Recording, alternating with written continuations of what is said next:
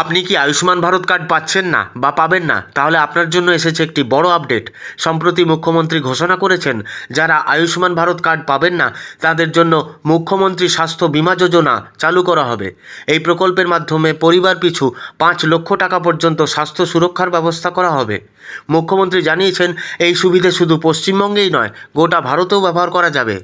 আমরা 6.5 কোটির বেশি মানুষকে আয়ুষ্মান ভারতের কার্ড দেব। যারা আয়ুষ্মান ভারতের কার্ড পাবেন না তাদের জন্য মুখ্যমন্ত্রী স্বাস্থ্য বীমা যোজনায় 5 লক্ষ টাকার চিকিৎসা ফ্রি দেব এবং সেই চিকিৎসার কার্ড আগের সরকারের মতো শুধু বাংলায় নয়, গোটা ভারতে যাতে সেই 5 লক্ষ টাকার বেনিফিট পান সেই ব্যবস্থাও আপনাদের সরকার করবে। বর্তমানে পিএইচএইচ, এসপিএইচএইচ এবং এএওয়াই রেশন কার্ডধারীদের ধাপে ধাপে আয়ুষ্মান ভারত প্রকল্পে অন্তর্ভুক্ত করা হচ্ছে। আর আরকেএসওয়াই 1, আরকেএসওয়াই 2 এবং অন্যান্য যারা আয়ুষ্মান ভারতের আওতায় আসছেন না তাদের জন্যই এই নতুন স্বাস্থ্য বীমা প্রকল্পের ঘোষণা করা হয়েছে।